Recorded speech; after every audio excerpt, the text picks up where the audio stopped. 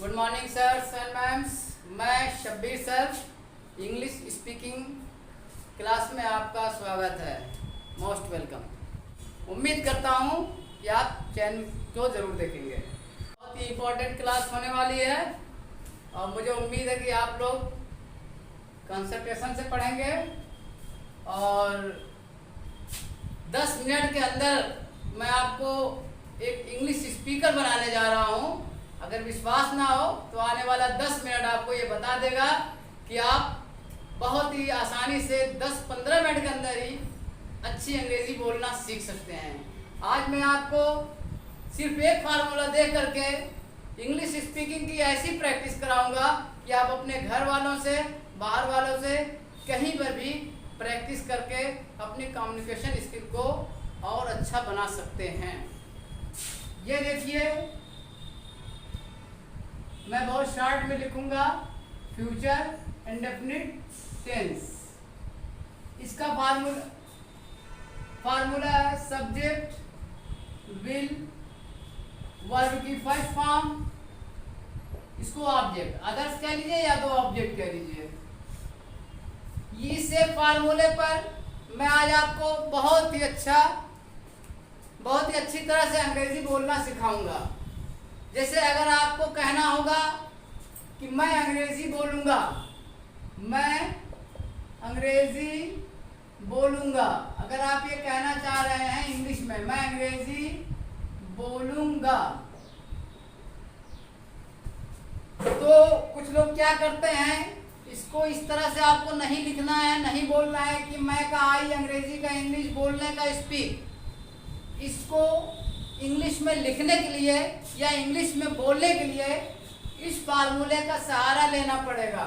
पहले सब्जेक्ट लिखना होगा, दूसरे नंबर पर विल लिखना होगा, तीसरे नंबर पर वर्ब लिखना होगा, चौथे नंबर पर ऑब्जेक्ट लिखना या बोलना होगा। तो पहले सब्जेक्ट लिखना है। अब इसमें आपको ढूंढना पड़ेगा सब्जेक्ट कौन है। किसी को नहीं मालूम है, वो कहेगा बोलूंगा, बोलना सब्जेक्ट है, गलत हो जाएगा। किसी को नहीं मालूम है सब्जेक्ट कौन है, वो कहेगा अंग्रेजी ये सब्जेक्ट है, गलत हो जाएगा। आपको ये मालूम होना चाहिए कि सब्जेक्ट का मतलब होता है कर्ता। कर्ता मीन्स करना, कर्ता का मतलब होता है करने वाला। इसका मतलब सब्जेक्ट कौन सा होता है, जो काम को करता है। सब्जेक्ट कर्ता, करने वाला। वाक्य में जो काम को करता है वो सब्जेक्ट होता है। मैं अंग्रेजी बोलूंगा, अंग्रेजी बोलने का काम कौन करेगा, मैं करूंगा, मैं, ये सब्जेक्ट हो गया। SUB शॉर्ट में देख लीजिए, ये सब्जेक्ट है। तो पहले नंबर पे सब्जेक्ट लिखना है, 1 2 3 4 लिखना है, 1 2 3 4 लिखना है। सब्जेक्ट आपका क्या हो गया, मैं की इंग्लिश आई लिख दीजिए। सब्जेक्ट लिखना है पहले, इसमें सब्जेक्ट है मैं की इंग्लिश आप लिख दीजिए आई। अब दूसरे नंबर पे आइए, ये विल जो है इसको हेल्पिंग वर्ब कहते हैं। हेल्पिंग वर्ब, सहायक क्रिया, विल आप उतार दीजिए। कुछ लोग कह रहे होंगे कौन टीचर है, आई के साथ तो शाल आता है, किताबों में लिखा गया है। लेकिन मैं आपको इतना बताना चाहता हूँ, American don't use shall, American shall का यूज नहीं करते हैं। आजकल आई और वी के साथ भी हेल्पिंग वर्ब विल का इस्तेमाल होता है, विल का प्रयोग होता है। कहीं आप ग्रामर लिखिएगा, पढ़िएगा तो आई वी के साथ शाल का यूज कर लीजिएगा, लेकिन इंग्लिश स्पीकिंग के लिए कोई भी सब्जेक्ट हो, हेल्पिंग वर्ब विल का यूज कीजिएगा। तो 2 हो गया, पहला सब्जेक्ट मैं का आई, विल यहाँ पर उतर गया। अब तीसरा वी से वर्ब है, ये मैंने शॉर्ट में लिखा है, वी से वर्ब है, VERB। अब वर्ब लिखना, अब इसमें ढूंढिए वर्ब कौन है, कौन है वर्ब, मैं है कि अंग्रेजी है कि बोलूंगा। तो वर्ब क्रिया, जो एक्शन होता है, जो काम होता है। अगर कोई पूछे वर्ब किसे कहते हैं, क्रिया किसे कहते हैं, कह दीजिए वाक्य में जो काम होता है। मैं अंग्रेजी बोलूंगा, काम कौन सा होगा, बोलने वाला। इसको बोलूंगा कहिए चाहे बोलना, एक ही बात है। बोलूंगा मतलब बोलना, और बोलना की इंग्लिश क्या होता है, बोलना का स्पीक होता है, SPEAK स्पीक।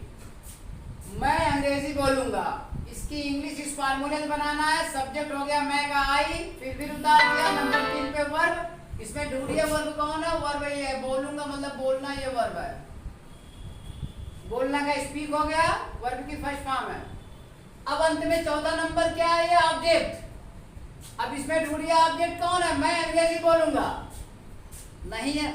जो काम करता है सब्जेक्ट, जो काम होता है वर्ब, और जिस पर काम होता है वो ऑब्जेक्ट। अगर कुछ नहीं समझ में आ रहा ऑब्जेक्ट के बारे में तो सब्जेक्ट और वर्ब को छोड़कर जो बच रहा है उसको आप अदर्स या ऑब्जेक्ट मान लीजिए।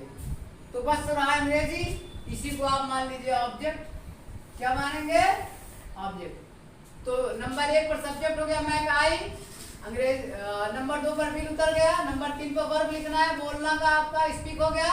अब नंबर 4 बचा, नंबर 4 ऑब्जेक्ट लिखना है। इसमें ऑब्जेक्ट कौन, अंग्रेजी।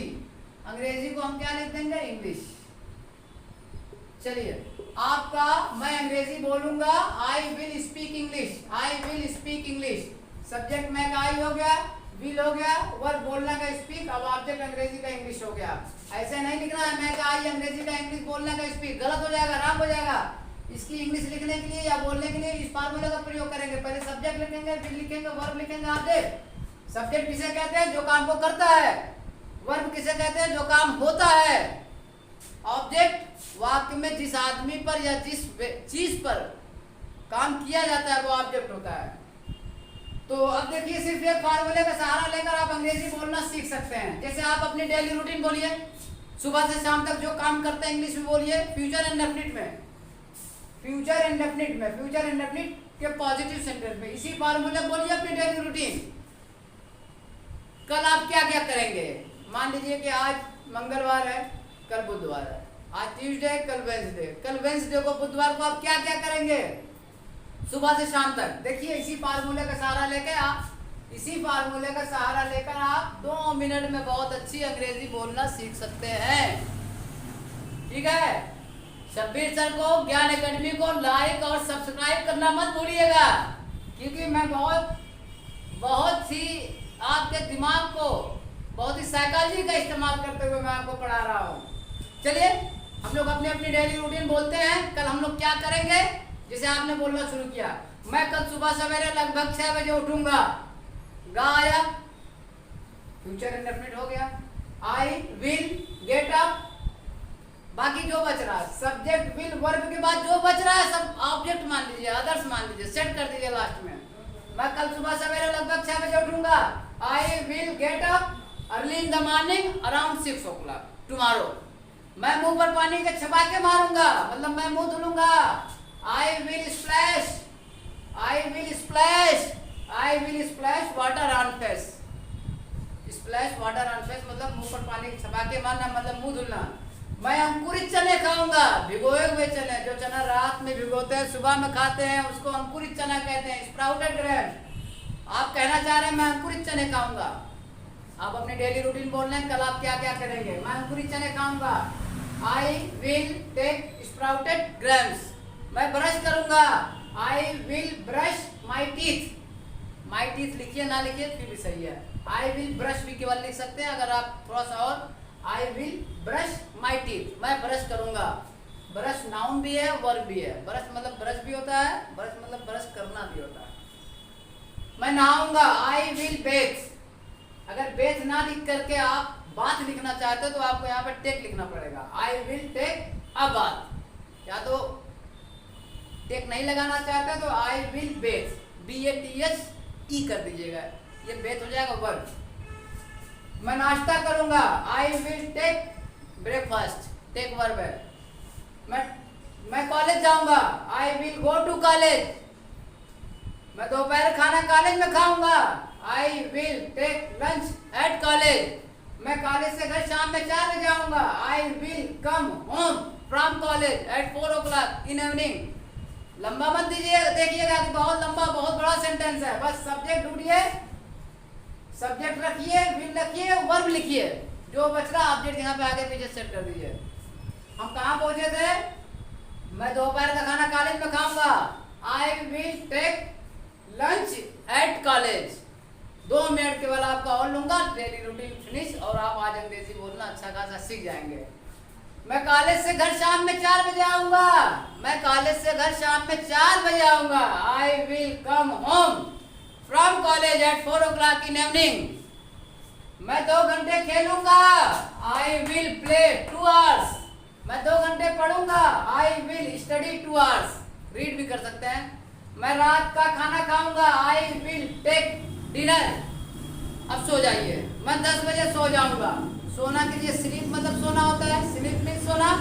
या तो आप कह दीजिए go to bed, go to bed mean सोना। या तो कहिए I will sleep at 10 o'clock। लेकिन अच्छा वर्ड लीजिए, मैं 10 बजे सो जाऊंगा, I will go to bed at 10 o'clock। ये तो कम समय में बहुत छोटा वीडियो में बनाया, सिर्फ आपको एक मैंने झलक दिखाया कि अंग्रेजी इंग्लिश स्पीकिंग क्लास कैसे ली जाती, कैसे पढ़ाया जाता है। आप आइए, मुलाकात कीजिए, कॉल कीजिए, इसको लाइक कीजिए, वीडियो देखते रहिए। बहुत जल्द आपको बहुत ज़्यादा बहुत अधिक रिस्पांस मिलेगा। बहुत बहुत धन्यवाद, थैंक यू। जय हिंद, जय भारत।